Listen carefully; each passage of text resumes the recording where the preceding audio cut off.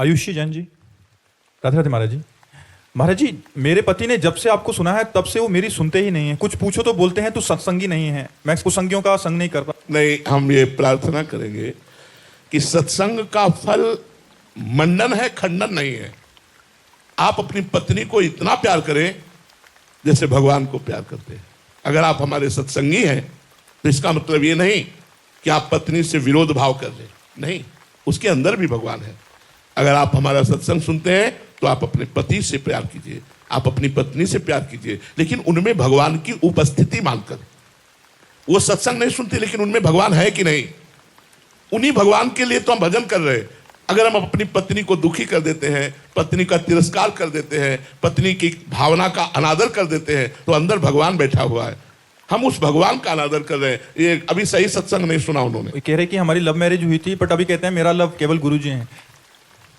तो मेरी बात मान लो, मेरी बात मान लो। आज से आप अपनी पत्नी में भगवान का दर्शन करते हुए खूब प्यार कीजिए और नाम जप कीजिए, अच्छे से चलिए, नहीं तो फिर प्रेमानंद का सत्संग परिवार का खंडन करने वाला प्रसिद्ध हो जाएगा। ऐसा नहीं है, ऐसा नहीं है। हमारा सत्संग का उद्देश्य भगवत प्राप्ति है, और भगवत प्राप्ति तभी होता है जब आप अपने बच्चे में भगवान देखें, आप अपनी पत्नी में भगवान देखें, आप अपने पति में भगवान का भाव करें, और माता पिता परिवार सबको प्यार करें, धर्म से कमाएं, परिवार का पोषण करें, नाम जप करें, तब भगवत प्राप्ति होती है। कृष्ण जी राजस्थान से, राधे राधे महाराज जी। महाराज जी, ये मन और बुद्धि मेरे बॉस बन चुके हैं, जैसा ही चाहते हैं वैसा ही कराते हैं। मैं इनको नौकर बनाना चाहता हूं महाराज। नाम जप, नाम जप, नाम जप में इतनी बड़ी सामर्थ्य है कि बिगड़ा हुआ मन और बिगड़ी हुई बुद्धि भगवान में स्थित हो जाएगी।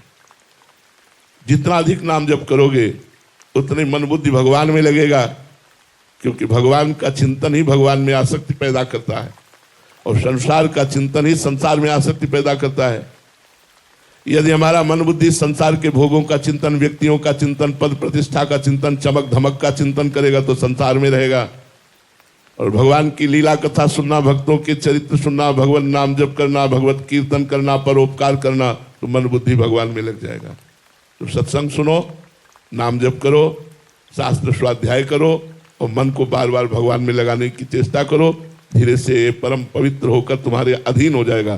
तुम जैसा चाहोगे वैसा चलेगा, पर अभी नहीं, समय लगेगा। खूब नाम जप करो, साधना करो। साधना के द्वारा मन को वश में किया जाता है, और संसार का चिंतन करते हुए, भोग भोगते हुए मन को कभी वश में नहीं किया जा सकता।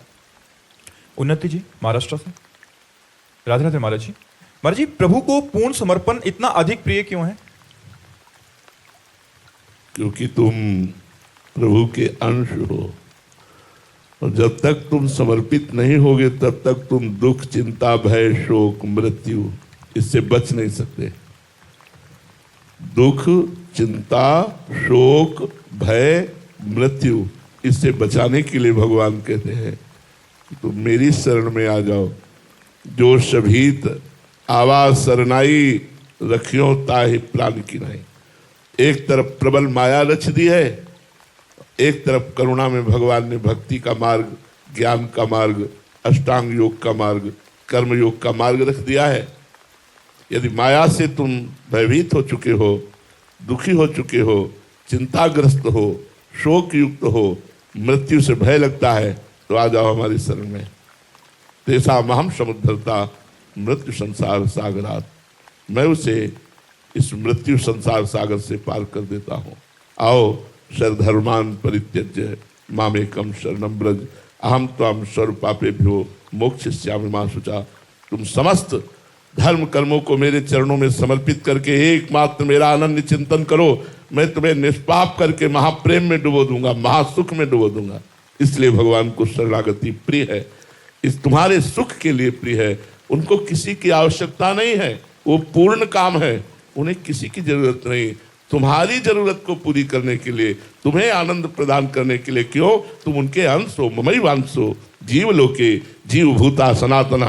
तुम सनातन पर ब्रह्म परमात्मा के अंश हो, ये भूल चुके हो। इसी का ज्ञान प्राप्त हो जाए और तुम परमानंद में प्रेम को प्राप्त होकर सदा सदा के लिए सुखी हो जाओ। इसलिए भगवान तुम्हें आह्वान करते हैं, आओ हमारी पूर्ण शरणागति को स्वीकार करो। तुम निश्चिंत, निर्भय, निशोक और सदैव प्रसन्न रहोगे। ब्रह्मभूता प्रसन्न आत्मा, तुम सदैव प्रसन्न रहोगे। विजयपाल सिंह जी करनाल से, राधे राधे महाराज जी। महाराज जी, भक्ति और ज्ञान में क्या संबंध है? दोनों नेत्र हैं उसी पर ब्रह्म परमात्मा का साक्षात्कार करने के लिए। बुद्धि में जो नेत्र प्रकट होते हैं उन्हें ज्ञान चक्षु कहते हैं। मन में जो नेत्र प्रकट होते हैं उन्हें मानस चक्षु कहते हैं। मानस चक्षु से परमात्मा का साक्षात्कार किया जाता है, ज्ञान चक्षु से तत्व दृष्टि का साक्षात्कार किया जाता है। एकमात्र एको ब्रह्म द्वितीयो नास्ति। और भक्ति से सीय राम में सब जग जानी, दोनों नेत्र हैं, कोई अंतर नहीं। उसमें ब्रह्म दृष्टि है, उसी ब्रह्म को राम कहा गया, श्याम कहा गया, शिव कहा गया, माता दुर्गा कहा गया, राधा कहा गया, वही एक तत्व है। उसका साक्षात्कार करने के ये नेत्र द्रोह है, एक प्रेममय नेत्र और एक ज्ञानमय नेत्र। भक्ति प्रेममय नेत्र प्रदान करती है और ज्ञान सर्वम तत्व दृष्टि, सर्वम खलमिदम ब्रह्म ने नानास्ति किंचन। एकमात्र ब्रह्म है, ब्रह्म के सिवा किंचन मात्र कोई नहीं है, ऐसा अनुभव ज्ञान दृष्टि से होता है। दोनों एक ही हैं, अंतर विशेष नहीं है। एक दासोहम से सिद्ध होता है, एक शिवोहम से सिद्ध होता है।